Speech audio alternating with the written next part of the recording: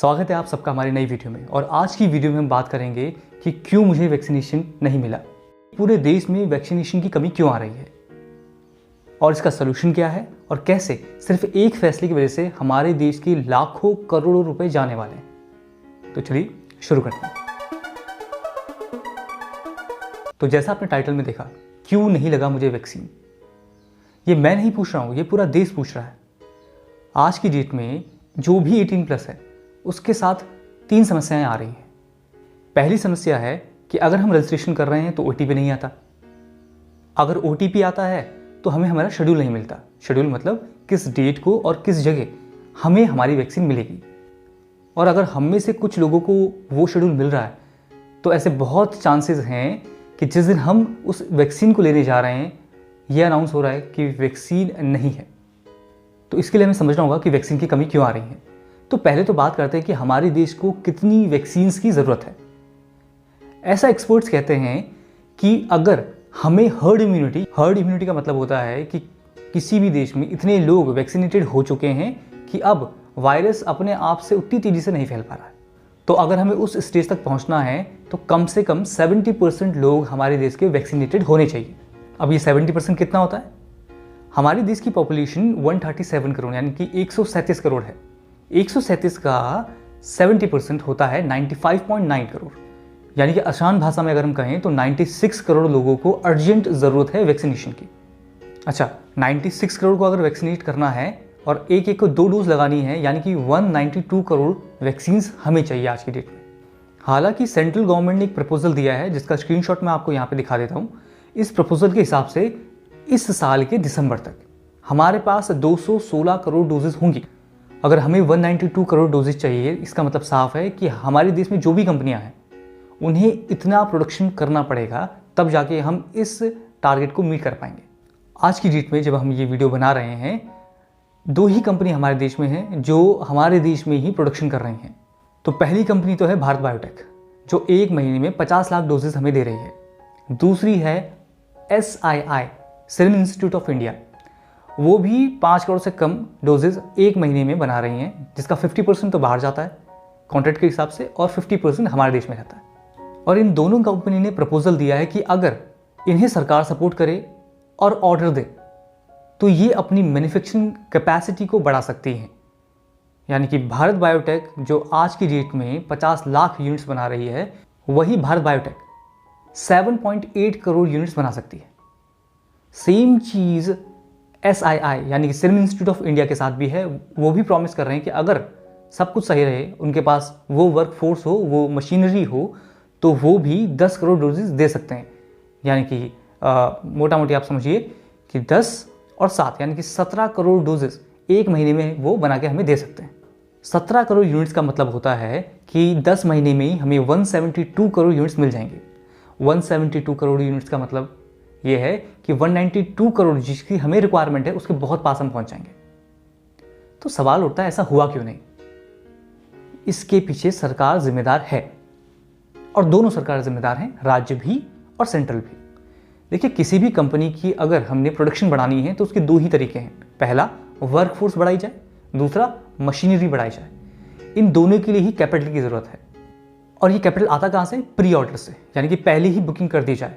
यानी कि हम आपको एडवांस में इतना पैसा दे रहे हैं इस प्रॉमिस के साथ कि इतनी डोजेस आप हमें देंगे। उस कैपिटल को इन्वेस्ट किया जाता है कंपनी द्वारा अपनी मैन्युफैक्चरिंग यूनिट को बेहतर बनाने में, जिससे प्रोडक्शन बढ़ सके। तो दिया क्यों नहीं? रीज़न एक है, पिछले 1.5 महीने से हम देख रहे हैं कि सरकार, कौन सी? सेंट्रल और राज्य सरकार आपस में लड़ रही हैं कि भाई इंजेक्शन का रेट सेम कीजिए। अगर अभी हम बात करें तो स्टेट गवर्नमेंट को सेम इंजेक्शन जो सेंट्रल गवर्नमेंट ले रही है वो पड़ रहा है 300 रुपये का, और वही इंजेक्शन सेंट्रल गवर्नमेंट को पड़ रहा है 150 रुपये का। और यही बात को लेकर राज्य सरकार कोर्ट तक पहुंच गई कि भाई एक रेट क्यों नहीं है। लेकिन यही वो झगड़ा था जिसकी वजह से अभी तक बहुत से राज्यों ने ऑर्डर नहीं दिया है और सरकार भी उतने ऑर्डर नहीं दे रही है जितनी की रिक्वायरमेंट है। ठीक है, सोल्यूशन सिंपल सा है। पहले ये इंजेक्शन 400 रुपये का दे रहे थे, बाद में इसी कंपनी ने बोला ठीक है 400 का नहीं, हम आपको 300 का देते हैं, अपने प्रॉफिट हम गिरा लेते हैं। लेकिन तब भी कोई आगे नहीं आया। सिंपल सा सोल्यूशन है, 300 का अगर इंजेक्शन है तो 150 रुपये मिलाए केंद्र सरकार और 150 रुपये मिलाए स्टेट, तो भैया 150 + 150 = 300। इससे क्या फ़ायदा होगा? फ़ायदा ये होगा कि जितना लोड राज्य सरकार पे पड़ रहा था उतना ही पड़ेगा, सीधा सीधा 50% का मार्जिन हमें मिल रहा है।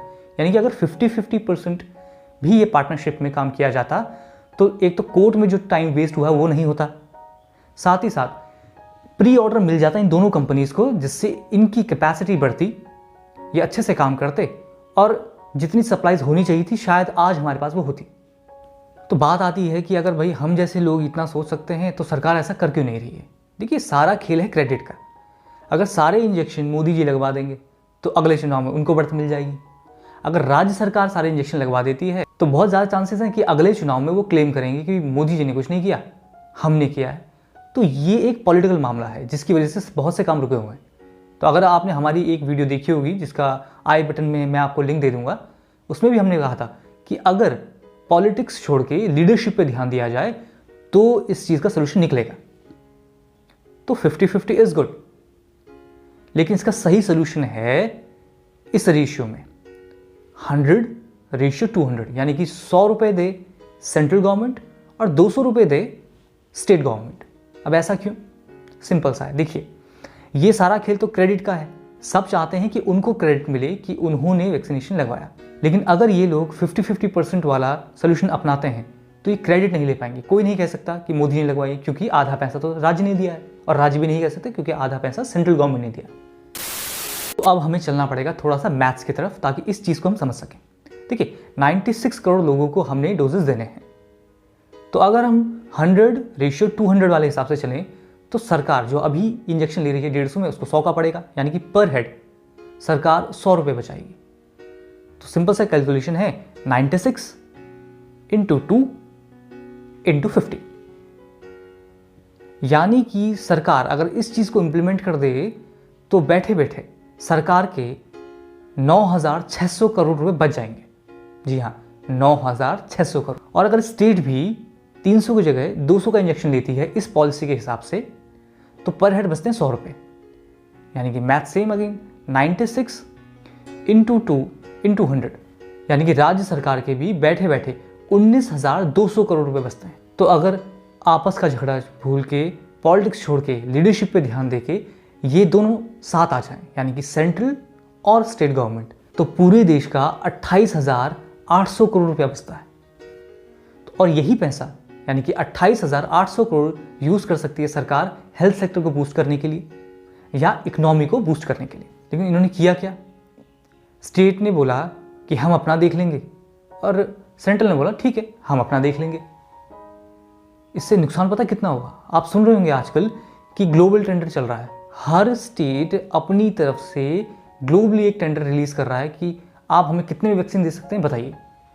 एवरेज रेट ग्लोबली एक वैक्सीन का है 750 रुपये, यानी कि 750 रुपये। अगर बाहर से हम वैक्सीन लेते हैं तो 1,44,000 करोड़ रुपीस ये देश से चला जाएगा। तो अगर राज्य सरकार और सेंट्रल साथ आ जाएं तो हमें बहुत प्रॉफिट होगा। तो भाई ये भी सिंपल सी मैथमेटिक्स है। 1,44,000 करोड़ में से अगर आप माइनस कर दें 28,000 करोड़, 1,16,000 करोड़ सीधा सीधा बचते हैं हमारे देश के। अगेन इस पैसे को सही जगह लगाया जा सकता है और इससे फ़ायदा देश का ही है। यही पैसा जाएगा उन कंपनीज के पास जो हमारे देश में मैन्युफैक्चरिंग यूनिट लगाए हुए हैं। जिससे होगा क्या? क्योंकि उनके पास इतना पैसा होगा तो वो अपनी मैन्युफैक्चरिंग यूनिट्स को बढ़ाएंगे। ये होगा एक सोल्यूशन। दूसरा इसका फ़ायदा क्या है? क्योंकि उनके पास पैसा होगा तो जितने भी आज के लोगों के डाउट चल रहे हैं कि भाई इस वैक्सीन में ये दिक्कत है, इसकी एफिकेसी उससे कम या उससे ज़्यादा है, इसके लिए रिसर्च टीम चाहिए, वो लोग वो हायर कर पाएंगे। यानी कि जिन अंग्रेजों को आप काम दे रहे हैं वो हमारे यहाँ आके काम करेंगे। और ग्लोबल टेंडर हो सके इसकी बहुत कम चांसेस हैं क्योंकि हर देश इस समस्या से जूझ रहा है। तो बजाय कि वो बेच दे, वो पहले फोकस करेंगे कि उनके देश का कंजप्शन पूरा हो। तो जो मैं करने वाला हूँ वो तो मैं आपको बता देता हूँ। आज के आज मैं पीएमओ और फाइनेंस मिनिस्ट्री को ये प्रपोजल लिख के देने वाला हूँ। सेम चीज़ आप भी कर सकते हैं। अगर आप ये नहीं करना चाहते तो सोशल मीडिया की ताकत बहुत है। आप इस वीडियो को बहुत शेयर कीजिए और अगर ये वीडियो वायरल हुआ तो यकीनन ये देश के उन लोगों तक भी पहुंचेगा जो इस देश के लिए फैसले ले रहे हैं। तो जिस भी सोशल मीडिया प्लेटफॉर्म को आप यूज़ करते हैं, चाहे वो फेसबुक हो, व्हाट्सअप हो या कोई भी, आप उसमें इस वीडियो का लिंक पेस्ट कीजिए और शेयर कीजिए लोगों के साथ ही साथ कमेंट बॉक्स में ज़रूर बताइएगा कि आपकी इस मुद्दे पे क्या राय है। इससे हमें मदद होती है कंटेंट को और बेहतर बनाने में। तो मिलते हैं अगली वीडियो में।